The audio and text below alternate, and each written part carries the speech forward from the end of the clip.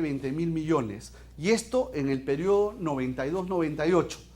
No se ha calculado todavía intereses, pero nosotros tenemos información de dónde se encuentran estos dineros y también dónde se malutilizó, cómo es que se reflotaron bancos, cómo es que muchas empresas recibieron condonaciones de deudas de los dineros del FONAVI, cómo muchas empresas eléctricas se beneficiaron con capitales del FONAVI distribuidos en los programas de electricidad y saneamiento. Entonces, todo eso tendrá que descubrirse. Hay una serie de interesados, como ustedes verán, que no quisieran que esto se descubra, porque muchos irán al banquillo de los acusados, que no es lo que queremos.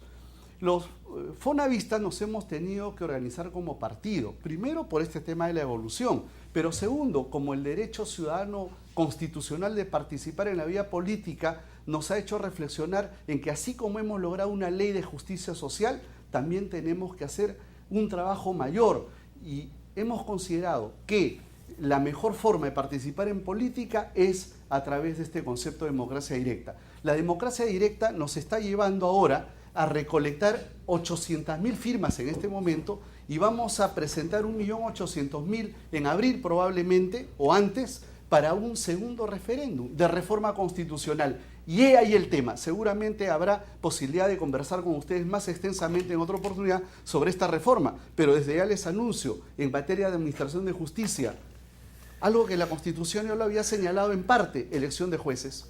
Bien, pregunta de Ángel Ganosa. Doctor Canelo, los peruanos estamos hartos de los políticos de siempre.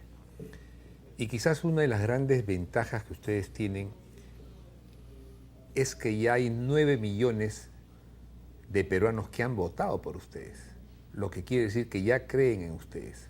La pregunta a mí es la siguiente. ¿Usted piensa de que es por eso de que el resto de los partidos les tienen temor y las encuestas no les ponen el real puntaje que deberían de tener? Respecto a las encuestas, la mejor forma de saberlas, y realmente yo he seguido muy seriamente el programa de ustedes tienen las mejores encuestas, porque el pueblo llama directamente, el ciudadano llama al programa del pueblo y habla y dice, y ustedes llevan un índice, y ustedes saben perfectamente en qué lugar está cada quien. Segundo, evidentemente, este tema de querer hacer una reforma constitucional, de querer ganar espacios a través de la democracia directa y el referéndum, a mucha gente no le gusta. Bueno, gente que tiene el poder político, el poder económico, que maneja los grandes medios de prensa. Y por cierto, nos aplican esta llamada ley del hielo. ¿Ustedes creen que, por ejemplo, los connotados miembros que integran ahora nuestras candidaturas son entrevistados fácilmente? Yo creo que es la primera vez que venimos a un programa para hablar largamente de un tema tan serio. No, no les preocupan. A ellos les preocupa si están jugando vóley, si son artistas o cosas por el estilo, lo cual me parece muy valioso. Creo que todos los peruanos tienen algo que aportar, ya sea deportista, ya sea obrero, ya sea campesino o artista.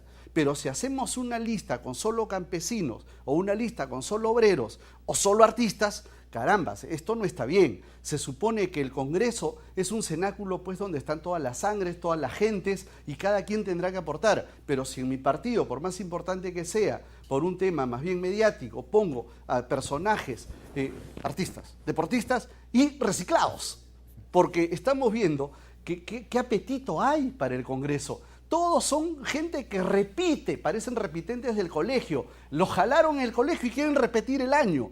Todos esos señores se han juntado, están en todos los grupos. Bueno, por lo menos aquí en nuestro grupo hay gente nueva, hay gente que tendrá que demostrar sus capacidades, gente que quiere aportar por el Perú. Tenemos personajes muy importantes en la vida social, gremial. Tenemos al presidente de la FENDU, por ejemplo, de la Federación de Trabajadores Docentes Universitarios. Tenemos a Andrés Alcántara, que es nuestro candidato con el número 1, que es el fundador de esta organización fonavista. Tenemos un empresario distinguido, un hombre de derecho en materia de telecomunicaciones, que es muy conocido, que es el doctor Belisario Bernales. Y tenemos gente que está en el mundo empresarial, en el mundo de los sindicatos obreros, está también empresarios destacados. En fin, es una amalgama de personajes que sí tienen que aportar. Yo mismo quiero aportar. he tenido una trayectoria profesional por muchos años en la defensa y ahora creo que es momento de aportar algo para el país desde el punto de vista académico, desde el punto de vista profesional. Algo podemos hacer por nuestra parte. Sí. Doctor Canelo, esta es una contienda política. El movimiento fonavista, ¿cuándo nace? ¿Nace durante el régimen del presidente Toledo? En ese momento, cuando ustedes luchan, ¿contra quiénes primero batallaron? ¿Cómo es la historia? Bien, primero detectamos que los dineros del Fonavi fueron utilizados, mal administrados, casi en todos los gobiernos, desde el segundo gobierno de Belaúnde. Esto se cree en el año 79.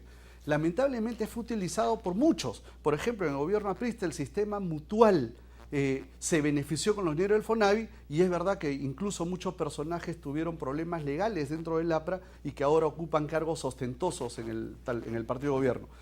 Pero lo que más llama la atención es la gente que gobernó en la época de Toledo. Este personaje que ahora se lanza a la vicepresidencia, que es el señor Bruce, bueno, mención aparte que él nos pone en la agenda un problema de género muy importante, pero no es lo más importante pues en la agenda nacional. Los problemas personales que pueda tener quien sea, sí, vale la pena, todos los gremios deben estar, pero más importante que un problema de género personal o lo que fuere, es los grandes problemas nacionales que no se discuten. Y este señor Bruce, cuando estuvo en el Congreso, cuando estuvo en el gobierno, mintió al país cuando dijo que no hay nada de dinero ya del Fonavi, cuando él estuvo utilizando estos dineros justamente para el Fondo Mi Vivienda, beneficiando, es verdad, algunas personas que utilizaban créditos bancarios y usaban también el Fondo Mi Vivienda, pero ese Fondo Mi Vivienda era dinero íntegramente de todos los fonavistas. Es decir, él organizó un plan con plata ajena. Ese señor que después miente y dice no hay dinero, él y toda su bancada se opusieron a una ley legítima, ciudadana, de devolución de aportes. Este señor Bruce, que con todo desparpajo ahora se presenta, hay que reconocer que no cumplió ni ética ni jurídicamente con la población y nos mintió. Bien, entramos a los últimos minutos de la entrevista. Voy a pedir tanto al panel como a nuestro invitado que sean lo más breves posible para que pueda haber una ronda más. Comenzamos con José Rocha. Gracias, Rafael. Yo voy a hacer una pregunta directa, mi estimado doctor. Aquí hemos tenido una dirección con respecto a los congresistas que en su momento no tuvieron la valentía de pronunciarse con respecto a la defensa de los niños y los menores, un tema que tenía que ver con los medios de comunicación y además con los valores. En el equipo de los fonavistas, ¿cómo ven este tema? ¿Cuál es la postura que tienen?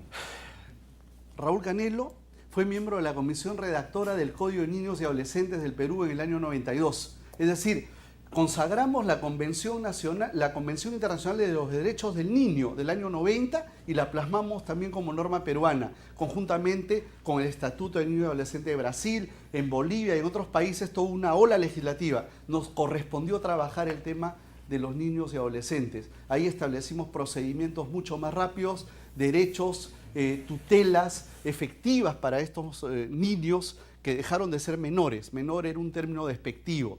Entonces, toda una doctrina en la protección integral del niño y adolescente se desarrolló y ha ido mejorando cada vez más en el país.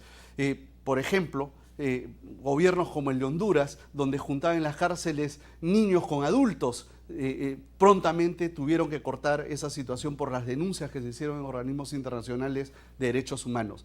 En el Perú se ha avanzado bastante, hay que reconocerlo, pero no es suficiente. Tenemos graves problemas de educación y alimentación y de los propios derechos de los niños y adolescentes. Sin embargo, esos pasos que se dieron, los seguiremos trabajando, evidentemente, con los profesionales con que contamos. Don Héctor Vargas Aya. Yo creo, doctor, que usted va a estar de acuerdo totalmente conmigo en la siguiente pregunta. Todos los problemas conjuntos del país, de este país, cuyo Estado y sociedad están en crisis, como usted sabe, la única solución de todo esto para mí es la educación. Sin educación podrán pasar 100 años más y los problemas seguirán acumulándose. ¿Cuáles son los problemas y las perspectivas de su grupo? Solo en materia de educación, que con eso se habría hecho todo. Bien, nuestro candidato a la presidencia, el doctor Miguel Lapuente, es un educador que tiene probablemente más de 35 años en esto, es el decano del Colegio de Abogados. Raúl Canelo es también un hombre vinculado a la vida académica desde siempre, sigo ejerciendo la docencia.